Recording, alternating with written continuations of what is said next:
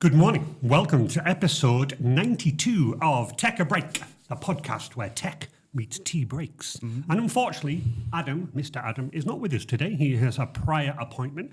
So I'm joined by a person, and we are going to delve into the world of superpowers, where patience is a superpower. Blinking takes hours. Adam Coleman, welcome. Hello, welcome, Andy. Your second podcast with us. I know. It's been a couple of weeks of seconds, right? You had Liz on last week. Yeah, it was Liz, on like and episode. that was really good. Yeah, it looked good when It I was was a listening twist. to it. That's what I said. I came up with the idea. How's your week been? It's been very busy. The last couple of weeks have been very busy in a good way. Lots of media and stuff like that, going out doing bits of photography. But yeah, it's been good. Oh, good. Okay, so I heard that you have delved into the world of animation. Yes. Stop code animation or stop mode. So we're going to peel back the layers and from storyboarding, sorcery, to the software that makes it tick, as we've got here. And if you've ever wondered how long it takes to animate a wink, you are going to tell us. So this was a particular project for, are we allowed to mention? Yeah, it's already out, yeah. So it's Darlington College? Yeah, that's it. Exactly. And what was the whole reasoning behind the idea of stop motion? Yeah, so we've done a couple of TV ads with them. Adam did one last year, which was also stop motion, but they've never done one in terms of like a 3D puppet and things like that. So the stop motion one was actually where physical people who were shooting them, running in a bus and all that stuff. But it was a camera set to the ceiling, and then we just had the actors for like a day or so just on the floor doing the motions. And which is quite good actually. I quite enjoyed it. It looks really cool. Yeah. And there's just a little charm to stop motion, I think. You can tell it looks stop motion and it's appealing to people. Yeah. The idea was they came to us, and there's little felt cooking videos on YouTube you can find where they make these tiny little saucepans and food. And they look cracking, and they said, we want something like that, basically. Right. So the challenge was to make an advert that replicated that using felt. It looked handcrafted. And the idea was to show off their trips abroad. In an interesting way, because obviously we can't just go over to Cambodia, take a filming crew and go do that. We could, but it would be very expensive. Why not? I know. I'd love to do it. Would you like somebody to carry the cases? Yeah. So that was the idea of it, to make it appealing and stand out, basically. Right. Okay. Well, that's interesting in terms of that. So when you approached this project, did you have any previous experience of stop motion? I mean, obviously, I'm a huge fan of Aardman and Wallace and Gromit, and obviously, I've seen some of those documentaries. Just an incredible amount. So, were you prepared for this? Was it something that you were really excited to do? So, in terms of like my journey with it, I started off very young, so like 8, I got a kit for an Aardman kit where it's like build your own Wallace and Gromit, and in there it was like how to do it, and I was like, this is interesting. So my dad had an old like cassette recorder camera. Yes, and you could just take a picture on it, and you'd have to look through the viewfinder and watch it back then and put it on cassette and stuff like that.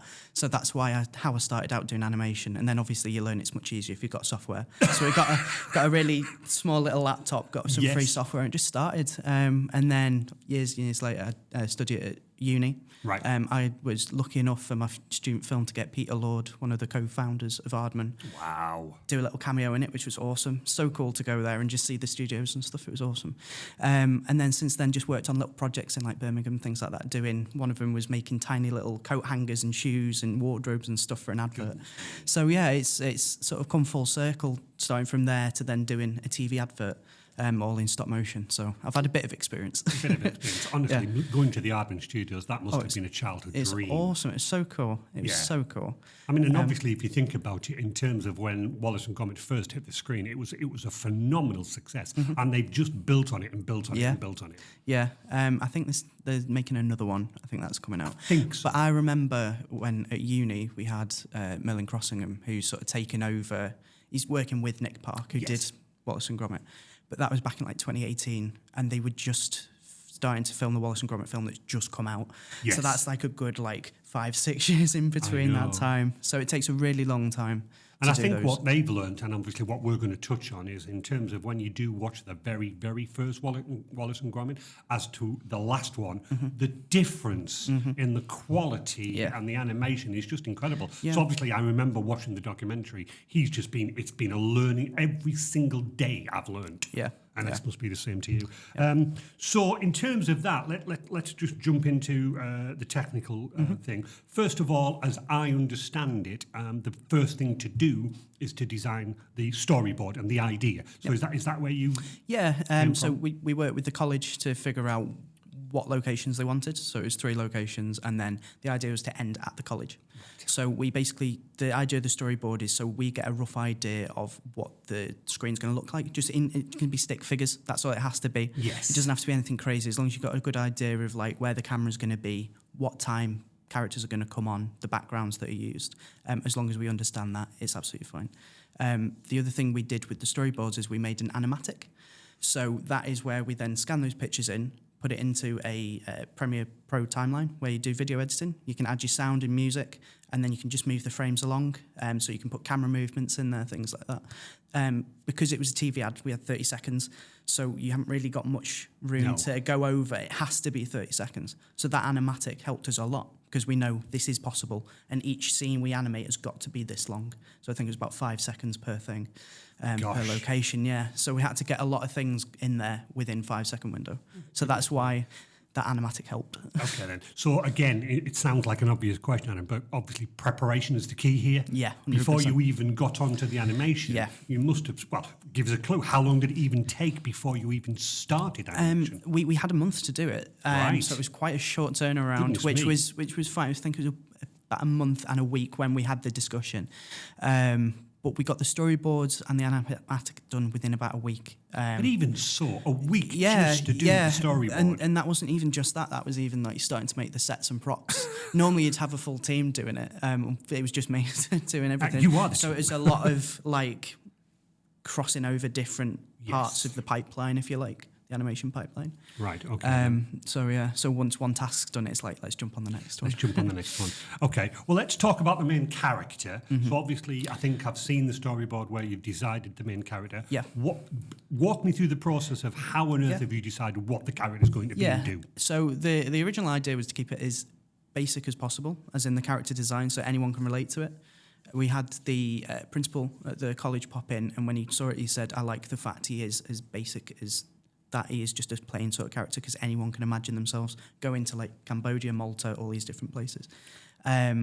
We did do some designs where it was more detailed, like a boy and a girl, but they said, let's just keep it plain, because I think the idea is to use it in different ways. So I think, I'm not too sure, I'm sure I can say it, they'll be fine. I think they want to do a little game on the website using the character like little sprites and stuff like that, a platform, which sounds awesome. I can't wait to see that. I can't wait. But obviously keeping a very basic looking character helps with that. I mean, obviously, it's much simpler. Yeah, when you are looking at harking back to Wallace and Gromit, if you look at the detail of Wallace or Gromit in the first one, very, very simple. Yep. The last one, massive amounts of animation. I remember watching, and even when Wallace or Gromit comes to a halt, you can see Gromit's like thing where they've literally gone to that level to slow it down to the. Whereas in the early one, it was just like, no, that's it. That's all you're getting. Yeah, very basic. I mean, even now in terms of the technology they use, it's crazy. With like the different materials, it isn't all just plasticine. Like they'll use silicone in there, they'll use mouth replacements, and that is the plasticine. But they've just upped it so much from just sculpting it frame by frame. And I think I remember Nick saying that in the very first one they would mould his mouth to everyone. Now they've literally got each vowel of his mouth, and they'll do stop. Replace his mouth. And it's like 5, 15, 16, 17 different mouths, all with the relevant mouth. But obviously a month and a week to budget. So I think in terms of the animation of the character, so walk us through the character. How on earth did you come up? Was it going to be plasticine? Was it foil? Was it? Yeah, well, I've oh my goodness me! Another star guest. Where is this? This is the star. So this is little DC. DC? Yeah. So as I said before, they wanted it to look like the felted cooking advert. So that was a key thing for us. So the head itself is felt, but underneath all of this, there's a wire armature. Right. If you don't have that, it's kind of like not having a skeleton. You're just sort of going to go floppy. Like you're not going to be able to pose it. And the thing is, like, because it's stop motion, everything is one frame at a time. So if you need his arm to stay up, it's got to stay there. Yeah, of course. You can't just like quickly take a picture. No. So the wire armature is just aluminium, wrapped around a few times to strengthen it. Right. And then the next layer was, I got some, the little yellow sponges with Brillo pads on the top. I just snipped that off, and all that does is pad it out a bit. Because if you're constantly touching it frame by frame, you're going to knacker that armature out a little bit. So you want a bit of softness there, and it pads it out. Yeah, and again, harking back to Nick, you can see in the early days that when your animation watching the wall, you can actually see the thumbprints and the finger marks. That must have been, I mean, this is felt, so any single touch must have made a massive difference. I kind of like it, though. I kind of like it. It's called a boiling. In animation, when you can just see it just slightly moving frame by frame. And there's, I think Aardman recently, they did a game, like a video game with Wallace and Gromit in, and they digitally added those little thumbprints in every frame. And I don't know how they did it. It must have been some sort of witchcraft. It's the appeal, and I know exactly the videos that you're talking about when you're watching. I think the one that I watched is somebody doing some cooking, frying some eggs, and you can actually see the frying pan's got little hairs. But actually, do you know what? It just adds to it, doesn't it? It's the charm of it. It's a charm, because you know what sort of detail's gone into it, the level of work for it, and there's an appreciation for it. I think that's the love for it. I think people watch it and they go, that's really clever, or they think that's really cool. And I think I mean, again, they're only tiny lengths, but after a while you completely forget that you're watching animation, don't you? And you're embroiled in the storyline. Yeah, exactly. Okay, so going back to the storyline, obviously you are aware that you've made DC here, he's got to be animated. So let's just talk about what's the back end of this, so for people who are listening, so if you can explain. The puppet itself, it was filmed on a green screen. Right. This was so that we didn't have to build giant sets in an office space and the time as well. So the idea was put him on a green screen, put him in a digital stage. To make sure that you could stand up, normally you'd use either magnets in the feet, or you'd use tie downs. So there's like a new series of the Clangers, they use tie downs. So they drill holes in the set and they put little screws in the feet and then cover the caps up so you can't see them. But we went with a magnet in the back. This was then removed every single frame of the animation. So we take a picture, get it all done, and then put it into Photoshop and then digitally remove the wire every single frame for when he's walking. I don't know why I didn't just film straight on, but there you go. No, it does work. It brings it to life, basically. Yeah, exactly. But yeah, so that's what that's for at the back. So you've touched a little bit here on some of the software, so let's take a dive into there. Again, I'm only working in terms of what I understand from that. So from what I remember from my own interest this morning, there is something called either Stop Motion Studio or Dragon Frame. Yep, so we use Dragon Frame 4. There you go. So that allows you to see every frame. You can capture it at 15 frames, 24 frames, all that sort of stuff. But sorry, talk about the frames. What's the difference in terms of the frames? So the frame rate, we shot on 24 frames per second. So that means that in every single second you get 24 frames. That's roughly, to be fair, live action. We shot on 24 frames, but for every 2 frames we moved the puppet. So I'd take a picture, and then take another picture, and then I'd move it, and then take 2 pictures. This makes it seem a bit smoother, I think. If you do one every single frame, it can be a bit jittery. Yes. Aardman will often shoot on 2s. That's what that's called in shooting on 2s. And then if you wanted to do a quicker movement, you could shoot on 1s. So if he's waving really fast, then you'd do it on 1s, and it makes it look a bit quicker. So it's all about timing and spacing. I think I remember in the early days of the Tech podcast, Adam mentioned something that when he was talking about photography, if you've ever seen a video of somebody waving in front of a TV, you can see sort of like that staccato effect. Is that roughly what you're saying? Yeah. And you'll see it with a lot of stuff in terms of like when even just pausing and going through frame by frame on films, and you'll see that motion blur as well. Yes. In animation, you have to recreate that. Yes. So, for an example, Into the Spider-Verse, which was a Spider-Man film. Very good. It was digital, but it was filmed on 2s to make it look kind of like stop motion animation in a way. Same with the Lego Movie when that came out. Awesome. But awesome. Yeah, awesome. Everything's awesome. But yeah, they had to make all of those blurs, if you like, which is in traditional 2D animation, like early Disney stuff or Hanna-Barbera, those sort of things. And they'd have to smear the ink and the paint, you know. Correct. But they're doing it digitally, or in case of stop motion, you'd use clay, for example, and you just stretch out pieces. Interestingly, really interesting Michelle's a huge Disney fan in terms of that. We actually watched the Aristocrats recently, and what we had noticed now that we never noticed at the time because we were children when we were wrapped up in the film. I think one particular cat is doing some animation, and those scenes you see 3 or 4 times, and they're the exact same scenes but in a different background. Like you're like, he's done that animation before Yep. to save on time. Yeah, 100%. And they ended up, I'm pretty sure you can find it somewhere, but scenes from the Jungle Book we used in 100%. Robin Hood, Yep. but they just changed the bear to a different bear. Yes, absolutely. You know, So, did you use any techniques to help speeding up? Because obviously, what I want to do is talk a little bit about the time and the patience. Yeah. So, give everybody listening a reality check. Yeah. To generate 5 or 10 seconds of film, how long does that take? Yeah. If you've got, so this was 5 seconds per clip, it'd take like a day and a bit. Goodness me. So, and that's just for that little bit of a walk cycle. Yeah. You've then got the added time of adding him into an environment, getting rid of the rig. If there's a reshoot, potentially it doesn't quite work in the Yeah. scene. If there's anything like that I don't feel comfortable with, that I'm like, that could be better, I'd then do a reshoot. But we gave ourselves that amount of time. Yeah. We dedicated a lot of the time to the stop motion so that we could get that right. But you were saying there, Nick Hardman, 5 years to make one. You had a month. Yeah, exactly. And you only had 30 seconds to film. Yeah, exactly. It is a lot of time. You do need a lot of patience. I find I have more patience doing this than I do with other things. So like technology, for example, I don't have patience for technology at all. That's why you hire us. Exactly.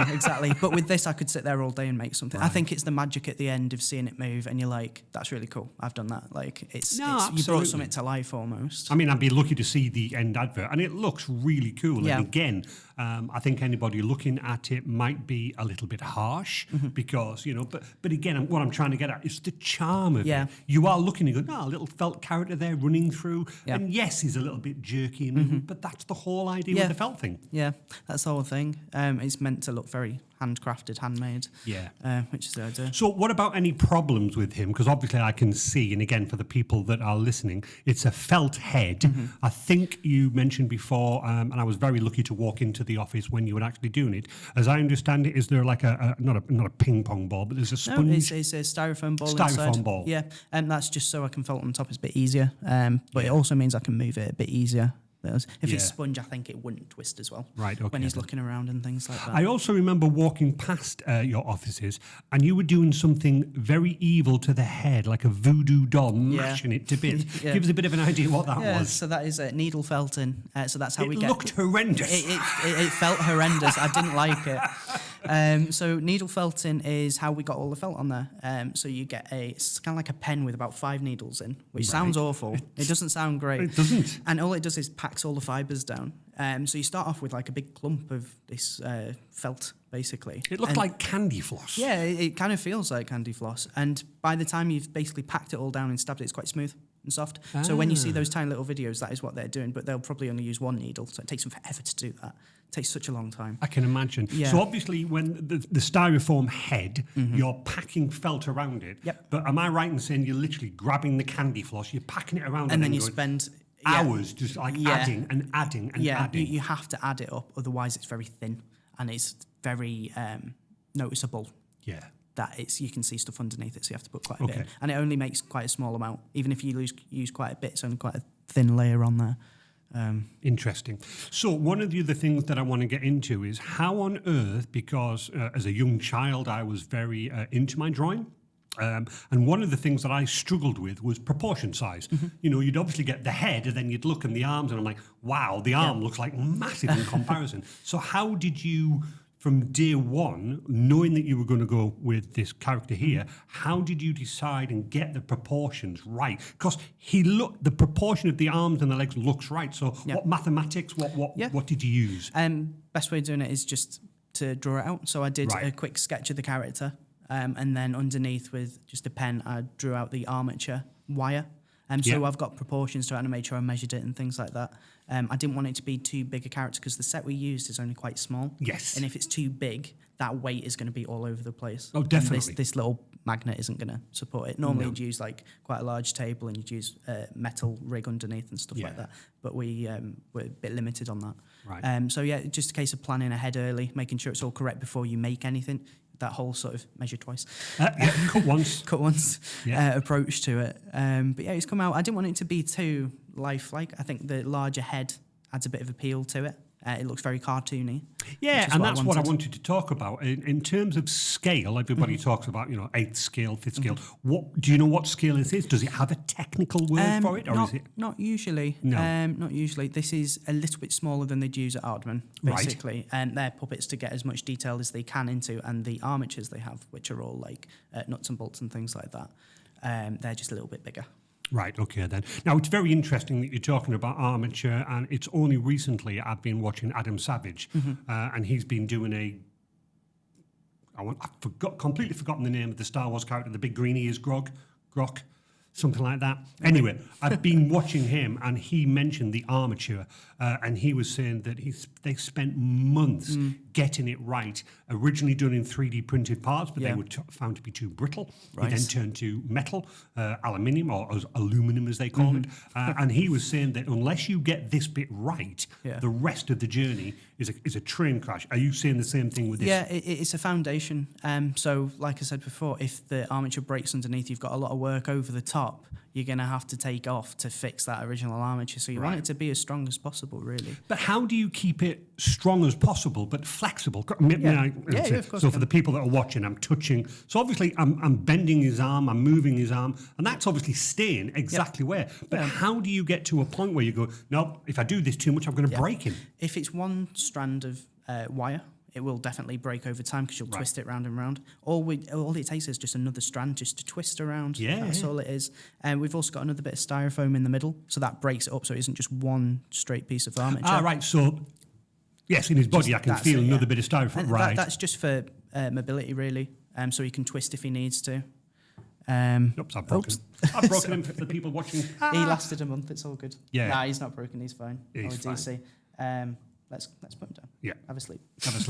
Okay. So now we've got the animation. Sorry, you've got the doll. Let's talk about the stitching. Let's talk about the thing. Again, I think the Darlington College, they were saying we need him to be somebody that everybody can relate to. But obviously, to be fair, I'm looking at him, Adam, and he's got a little charming character about him. Yeah, he's sort of little handmade. The little pips on there were to represent the circle that goes around.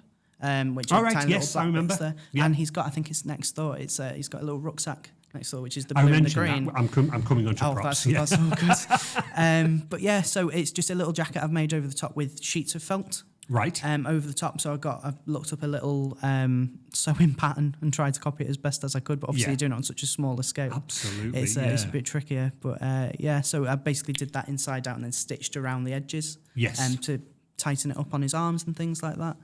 And then that has stayed the same throughout the whole shoot, basically. Yeah, exactly. The little quiff on the top, is that model from yourself? Yeah, that's what I want to add. He looks a bit bland without anything, and I just thought we'll add a little bit of character to it. No, that's fine. Yeah. So you touched on it, and again, as I said to before, I've been very honoured to watch and see it as you were making it. But honestly, Adam, the props, I mean, they're just a world of their own. So let's talk about that. What was the easiest prop? What's the difficult prop? Yeah. And again, I think to bring it back to what people are looking at, this character is embedded on behind of something to go to all the Cambodia and stuff like that. So, if you can expand your thoughts to the props, to not the props for DC, but also the props that I've seen on the video. Yeah. So, like I said, he's shot on a green screen so that in the edit, it's a bit easier on us, so we're not building these sets. Yeah. So in order to do that, we had to make the assets for the set. So that would be backgrounds. That would be a plane for the first one. Yes, it's an I remember. Yep. There's a little guy sat on a bench. There is. Maybe modelled off Adam. Who knows? Who knows? It was, by the way. Loads of different bits. So all those were handmade, cut out, stitched with felt again. Me. There was an idea to do it digitally, so to draw it and then add a texture over the top. Don't jump. Okay, that's what I've got. I like that texture. I like that fibres. The fibres you see off everything. It makes it look handmade. But that's what you said about when I was watching the person cooking. The pouring the oil. Yeah. I can almost sense it's just tiny little things, but she's just moving them ever so gently, and it looks as though it's boiling. Exactly, it's brilliant. So all of those were made. I think there was about 25 to 30 props. I think. Well, I thought there was more. Yeah, there's quite a lot. I've not actually counted the final amount. But they were all basically 2D so that afterwards we could edit them in. And then the 3D prop we made was a bag for him, which I've mentioned. And that was, rucksack, again, that was a sponge cut in half. And then I found a little print for how to make a bag, all the different elements you need. Excellent. Which I've never done before. I've never made a full-size one, let alone a tiny one.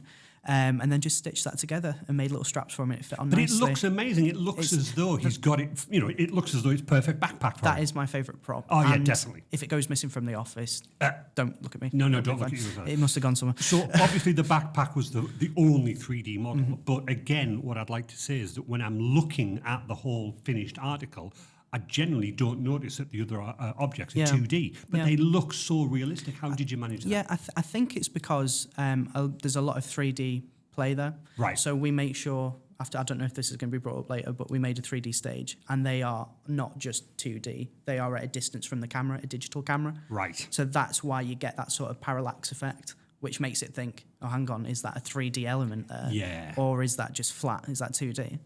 That's the idea behind it anyway. No, but that really came across in terms of that. So you touched on the fact that we are CGI and obviously green screen of that.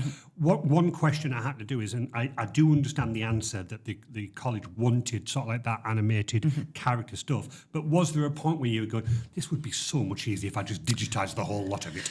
Kind of, but I think it wouldn't have been as fun. No. And I don't think it would have blended as well together. I think if the assets were digital, it would have been obvious in a way because of the way DC looked. Yeah. Because you can see the fibres on him. I think they blend in so well because they are, like, it's the same material as his top. Yes, like, absolutely. It's the same as that. If it was clean lines around the edges, it would have stood out a bit more. I get that. I get that in terms of where you're coming from. So was everything? I've got some questions in readiness. So was everything shot on DSLR, or I think I saw a phone camera somewhere, or webcam? Yeah. Any surprising equipment that you ended up using? We ended up using the cameras we use for all of our shoots, which is good. great. Just plugged into Dragon Frame straight away, Nice. and they were exported as raw images. Right. So you can either export as MP4 or raw images. Yeah. Having the raw images lets us get more detail out of it, but also then remove the rigs. So I don't have to do it in a video file. If it's frame by frame and it's just pictures, I can just mask it out individually.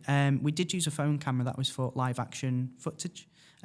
Live action video it's called. Yes. So that is video footage that you can then go back to as a reference. Right. So they used it a lot on things like Creature Comforts, things like that. I know it's just talking in that, but to get those mannerisms across, it helps the animators. They can look at it in the corner of their screen and be like, what's the next step? You know? Gotcha. Right. Okay. Then. So that's interesting in terms of that. Then.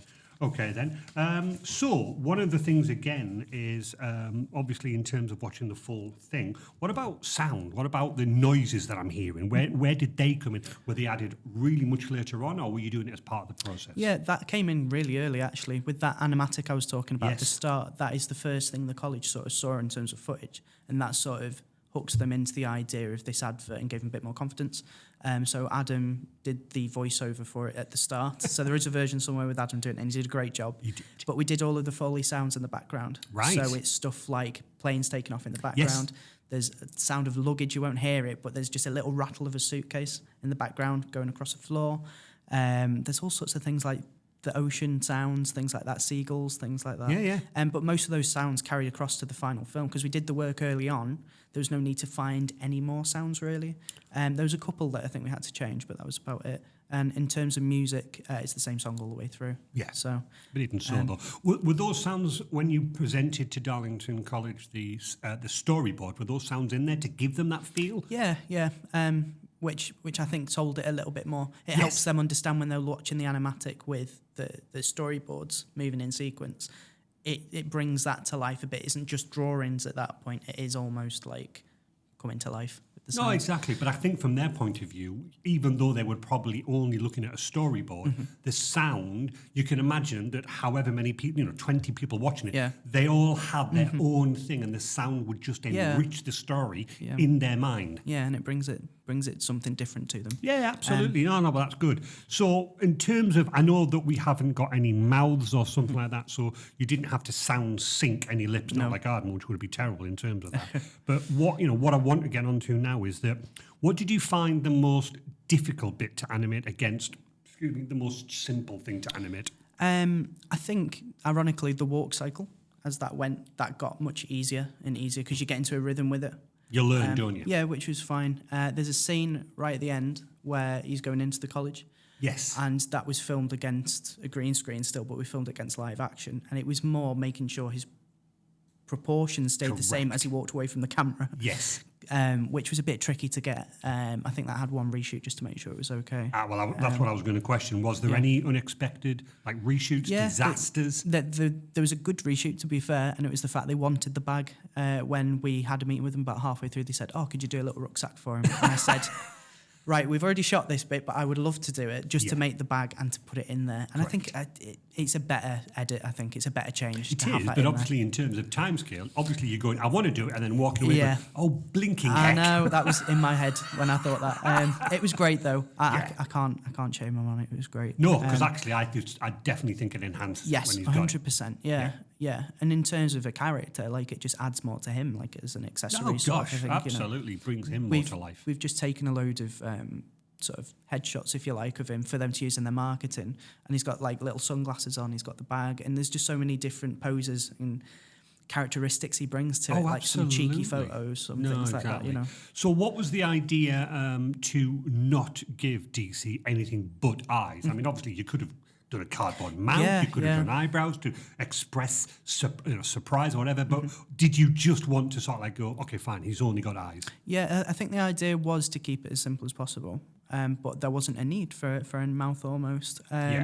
His emotions in terms of things like when he's looking around in wonder almost, or when he looks at the camera because he's waving at the students, it's almost his pose. Correct. You can see he's happy. Kind of like Gromit, he doesn't have a mouth. He just has his little brows that moves around. We didn't even have that really. No. But I think through his actions you can see that he's happy or he's curious or he's excited. Yeah. That was the challenge, which I like. And again, trying to bring that to life in a puppet stop motion, very difficult. Yeah. Because obviously you are right, you only got, again, for the people that are only listening, if I hold up my arms, now you can either read that as surprise, fear, but obviously when I'm watching the full animation, I get that he's happy. Yeah. I get that he's curious. So how on earth do you try to work out how to push that motion into an inanimate object? Yeah, I think a lot of it's context, I think. Right. So like you said, those actions, it could just be a wave or it could be I'm pointing, Yeah. But it's making sure you plan the story up to that point with context. Right. Staging is one of the fundamentals of animation. To go technical, Tell me more. There's like 12... A person at Disney back in the 60s, 70s did these 12 fundamentals of animation. Right. And there's a book on it somewhere in Tell my me house. all 12. I'll test you now. I can't remember them. There's squash and stretch. So that is when you see a ball bounce. It isn't just a solid circle. If you watch a tennis ball in slow motion, gosh, absolutely. when it hits the ground, it'll squish. Correct. So having that makes it look a bit rigid. You were on about Aardman before, and the time moving. Yeah. That's called follow through. So follow through action. That's Excellent. one of the principles. And then another one is staging. Right. So making sure if someone's thrown a ball, for example, it isn't just Yes. you're staging it up, you're bringing it back. That's anticipation, and then they throw it. See, So we're learning. having that in the story, making sure it's staged properly, so he knows that he's just seen someone and he's happy to see them because they're waving. That helps. So even though he doesn't have the eyebrows or the mouth or anything like that, having context helps more than the actual animating almost. Okay, so what I'm reading that into is that when he is, let's say that DC's got his hands up, context-wise, if he's the background and he's and around him, he's happy. Yeah. I could change the background to a fiery inferno. It could and be very suddenly menacing, yeah. I could say he's frightened, yeah. but purely by the context I've interpreted what he's doing. So all of these obviously planned in the backgrounds and things like that and designed before we animate, which is key. Because otherwise you sort of get to the editing point and it's like, that's a lot to reshoot. Absolutely. Yeah. Right. So again, this brings us back to the fact that the storyboard is so critical, doesn't it? Without that, you haven't even got a vision of where you're going. Yeah, 100%.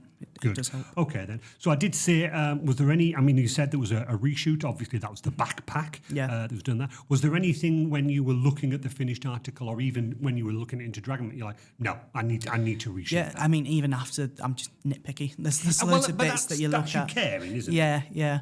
I don't know. There's a couple of bits. I would have preferred it, which is horrible to say, but if it just wasn't felt, I don't know. I'm very used to, there's something very similar I did to this in uni where it's all plasticine. Yes. So it was all 2D still, and it was all layered up.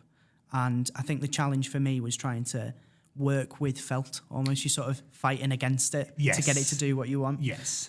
Which was a fun challenge. On the first couple of shoots, which made it into the thing, I was happy with them. It took much longer. Right. Because I'm trying to work with it. You'd notice like the hand would start bubbling up, and you'd have to go back in and be like, no, back in. You'd have to felt it. Yeah. Things like that. Especially more with the wire armature underneath as well. Even though it's got the sponge there, the felt still likes to play around a little bit and come off a little bit. It's very delicate stuff. Yeah. So for me, that was a challenge more working with the puppet, I think. Yeah. Yeah. And goodness knows what would be done if you'd had worked with other animated desk, sets and stuff like that. Oh, yeah. At least 100%. you were lucky that it was just a green screen. Exactly. And that was more so it's easier on the edit later. There's no. You get more flexibility with it. No, absolutely. So again, taking us through the whole process, do you feel as though the one scene? So we'll talk about when the first scene when he's on an airplane. Do you finish that completely before moving on to the next scene, or does it a whole process? Talk us through so that. we made sure. Well, I made sure that I animated everything first, Right. so it's consistent. I feel like if you've got a massive leap between filming something, finishing that scene, next thing, you're going to get burnt out really quick. Right. Okay then. Whereas if we have the whole thing animated, I can look for any reshoots I need. It's consistent. I'm in the same mindset, if you like, because it's a long process. It is. So yeah, once all that was done, then it was time to sort of create the backgrounds. Yeah. Which was in several elements. So there was like for the airport, for example, everything was an element. So you'd have the sky in the background. Yeah. That was an element which was made in Photoshop. And then you've got the little sets in front. So you've got the character, little Adam on the bench. He was scanned through. And then the floor was also done in Photoshop.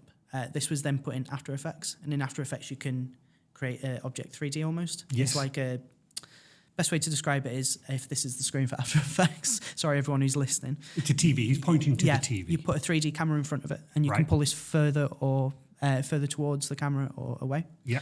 And then you put your objects in the front. So it is like a 3D stage, digital, basically.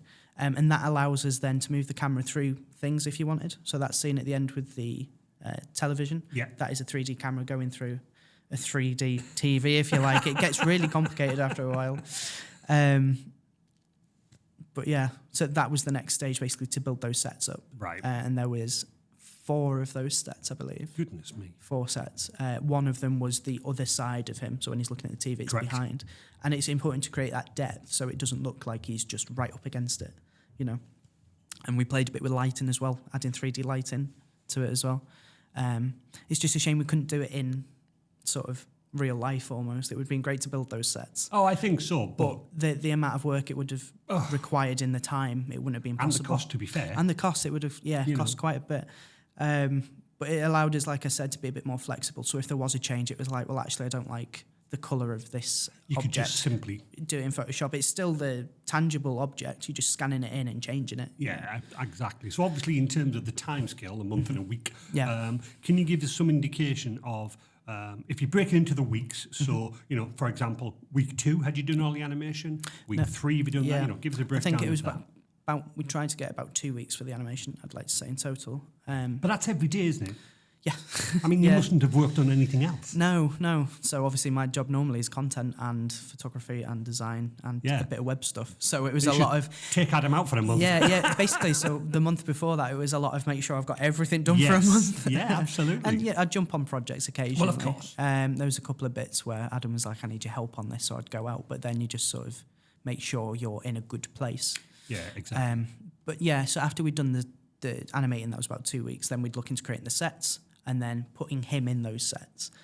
So we'd keyframe his walk cycle. On the green screen, he's walking, he's not actually moving in 3D space, he's just on one slot. So in terms of a walk cycle, you need to make sure he feels like he's hitting the ground. Yes. And that weight is there as he's moving, which helps a lot for when you keyframe in the digital screen from point A to point B. Right. Because then you can make sure every time he hits the ground, his body's moving forward. Yeah. There's a lot of, it's almost like you're animating twice. Yeah, but obviously, as you know, I'm an avid gamer, and in the early days of the games, you would the simple things that the eye is brought to. So when a character walks up a ladder, if his foot is off and he's not actually hitting the rung, it looks awful. Yeah, and it just looks like he's gliding, right? 100%. So in terms of that depth, in terms of that realism, is that something that you have to capture in the software, or is it in the puppet? And what I mean by that, Adam, is that when you are walking, you were saying the depth. You're not compressing the DC character, are you? Or have you got to take that into account with the stop motion? You've also got to, you've almost got to mime it through the puppet. So, like, obviously, years of me doing it beforehand helps a lot. If you're coming straight into it, you might just do like a Mr. Ben. Oh gosh, so like a do sort of thing. Whereas this, you've got to think about the weight that's putting behind it. So every time he put his foot down, I made sure that he leant forward a little bit. That's what I'm getting at. That when his back foot came up, there was a little bit of weight taken off, and he's lifting up. So that's just a lot of experience beforehand. But you have to do it there whilst animating, because when you do it afterwards, there's very little room for adjustments. And you can't go back, can you? Again, no, unless you want to reshoot it. Exactly. But let's talk a little bit about your experience. Go way back to when you very first did stop motion. Again, when you first did it and look at it, as opposed to now, you must look at that and go, by heck, I was naive then. I think, you know what, because there's somewhere they're on like VHS tapes. Like they are somewhere. And you look at it and it just looks like fun, which is the main thing. There's a childhood wonder there. There's a mystery to it of like, this is cool, how can I push it? I remember doing it with like figures at home and things like that, I'd use old toys and things like that, or plasticine, obviously. A lot of people use plasticine.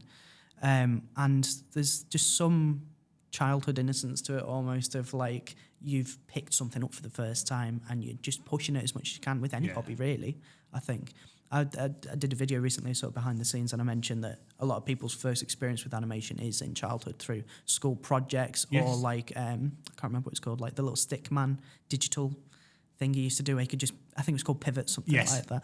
You'd do that in school, and a lot of people either love it and they'll take it further, or they'll take that experience into other stuff like game design, or I guess in a way learning patience as well. That's quite a large skill to have. I was about to say, one of the things I'm coming on to is obviously lessons and advice. It is incredibly time consuming, isn't it?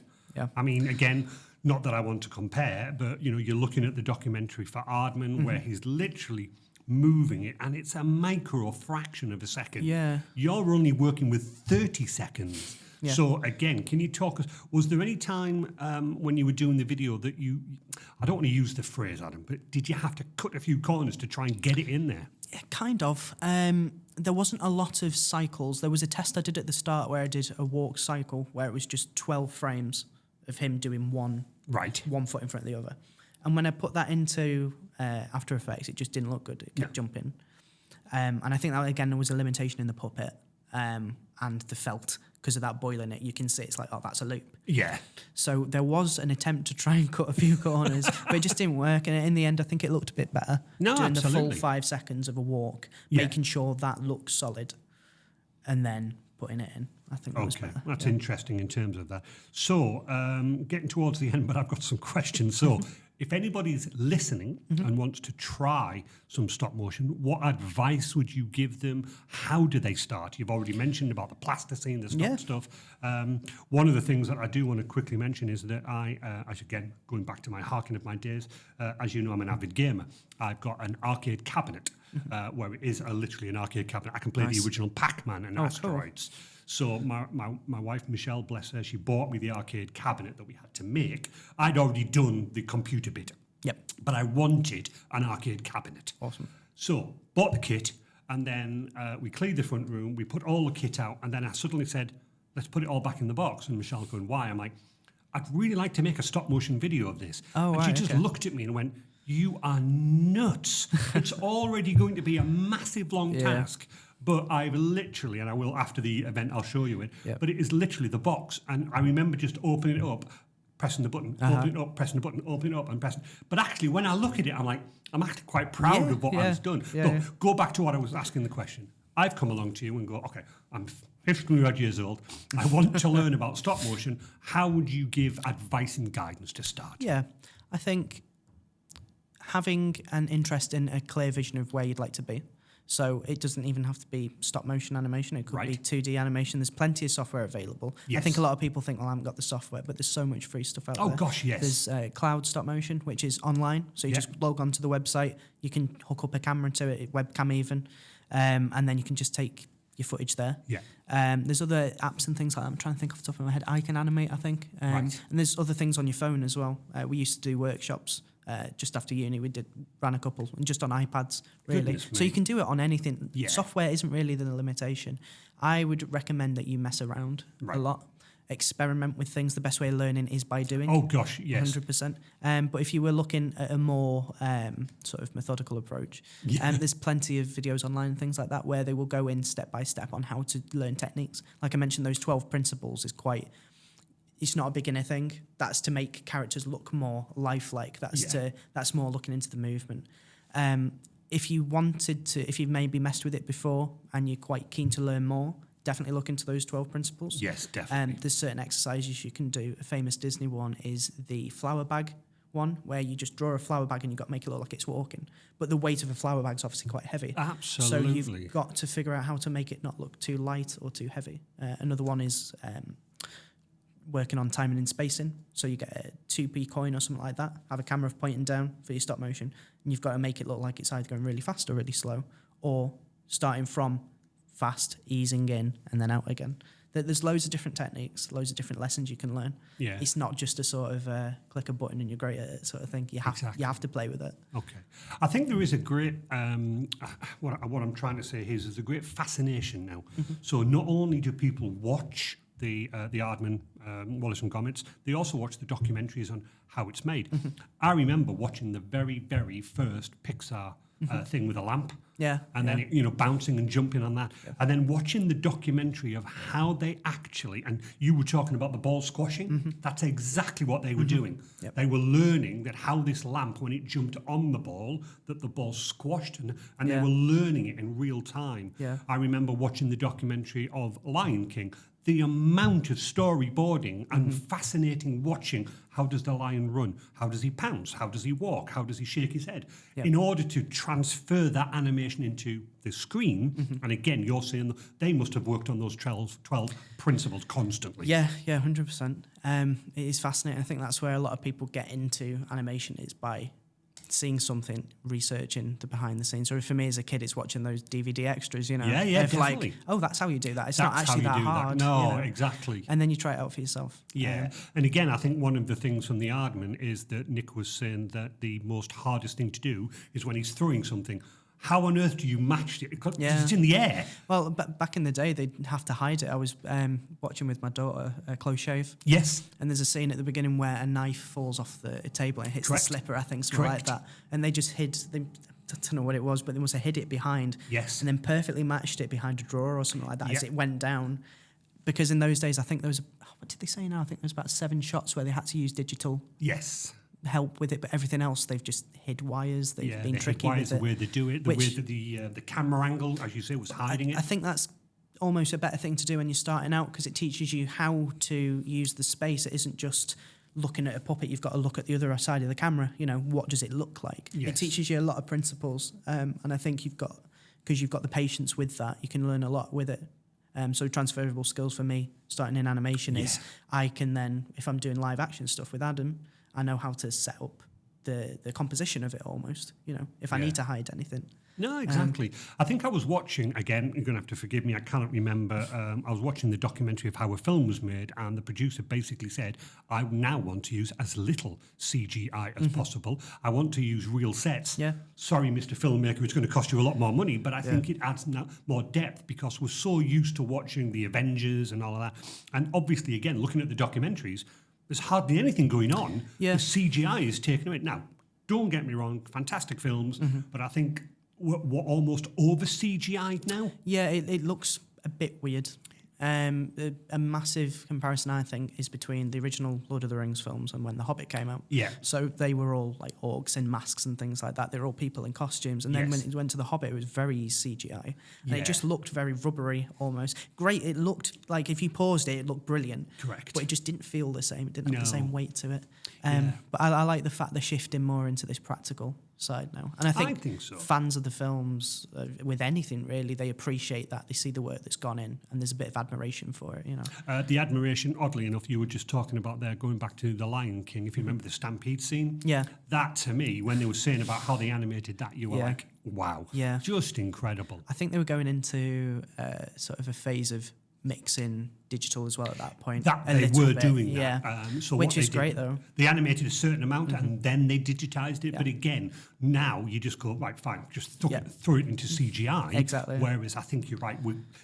I don't want to say we're getting bored of CGI, but I've recently been very, I can't even remember the film, the Chris Pratt with the big giant robot heads and stuff like that. I watched them. It was like 99% CGI. Oh, wow, You know, okay. so it's a great film. Yeah. But I came out the end of it going, I think the amount of CGI spoiled it. Yeah, it sort of oversaturates it, I think. No, exactly. So listen, wrapping it up now in terms of that, would you do something like this again? I would love to do something like this again. Yeah. I'd love them to come back to us and say, we've got a really cool idea for another advert, you know.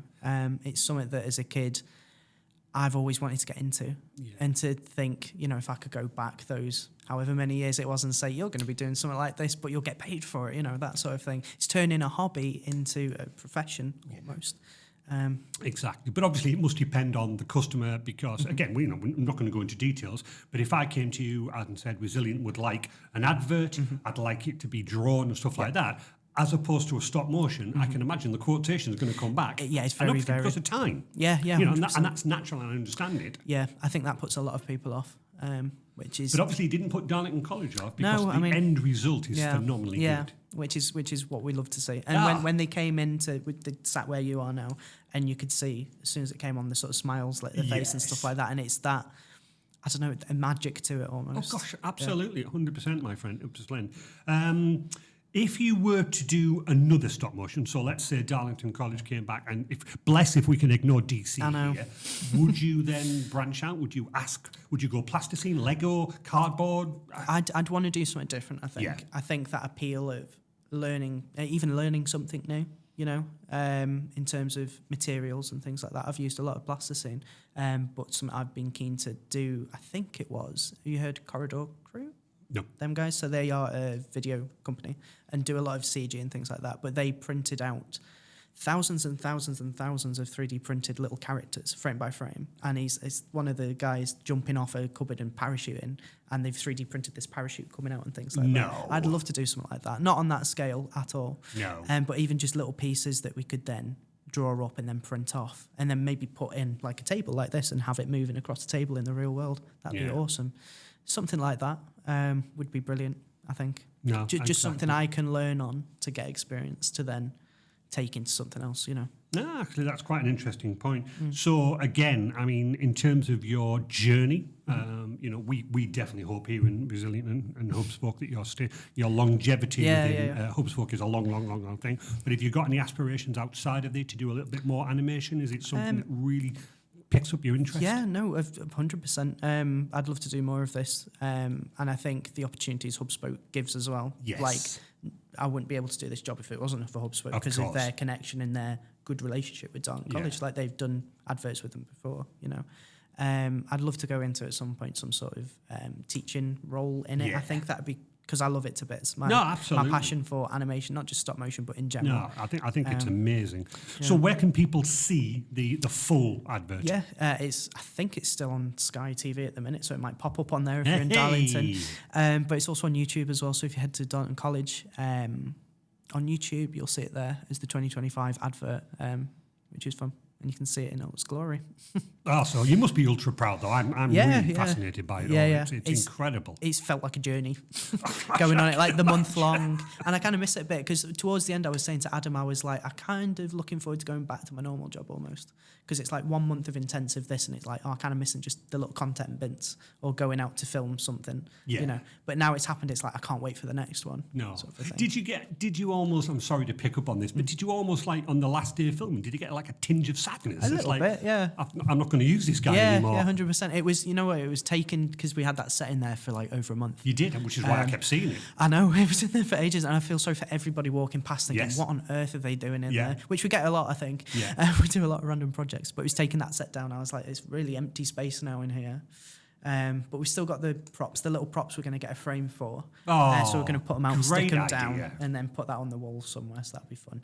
And I think DC is going to go on some college trips in the real world. I That think they're would going be to take him and fantastic. take some selfies with him. So that would be fun. Is this the only one? This is the only one. So I'm Oh going to my do him up goodness. so he's not stop motion ready. So he's basically just a little toy, basically. I was going to say, because Yeah. otherwise it might get a bit damaged. He and will people get play very with damaged. him. Exactly. So I'm going to fix him up so he's a bit more permanent. Okay. Well, that's fantastic. Well, thank you very much, Adam. Yeah, I think thank that's you been so a stop motion journey. Yeah, yeah. Okay, fair enough. Yep.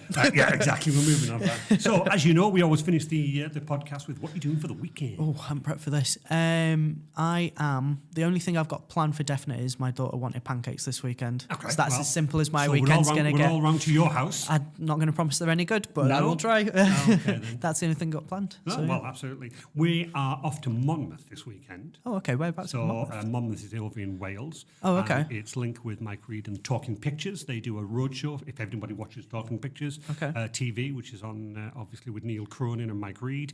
So hopefully I'll get to meet Basil Brush. Oh, And nice. some Awesome. other stuff like that. So we're travelling down tonight.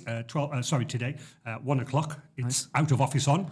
Brilliant. Me and Michelle jumping in the car. We're going to take a slow drive down. Hopefully we'll meet up with Mike tonight for a meal and Neil for a meal. And then Saturday we're meeting up with a good friend, Carmen. Awesome. So we're going to have the full day Saturday over at Talking Picture Studios. Monmouth on the stage. He's got some wonderful guests and stuff like that. I'll have to Bernie- look out for it, see what the guests are and stuff. Yeah, I think one of them's Basil Bush, one of them's, I think, Bernie Clifton. I can't quite remember. I've been so busy this week, it's been a blur. And then Sunday, roughly the same, but maybe about 12 o'clock, wave our goodbyes and slow journey back. But that's our weekend. It's full packed. Sounds way more full pack than mine. Well, you know, if you We'll could see. just bring some pancakes in for us that's next week fine. to I'll try put you in a and box. get it up. You'll have to get a picture with Basil Brush for me. I do. I've already got one. I'll show you that. I'll show you that as well. But thank you very much, Adam. Honestly, that was fantastic. A very insightful journey on just like something as simple as a puppet. But I felt almost as I've got to know him now, like I've met the character behind the scenes. Yeah. It's fascinating. So thank you so much for that time, Adam. Thanks everybody for listening. Hope you have a nice weekend.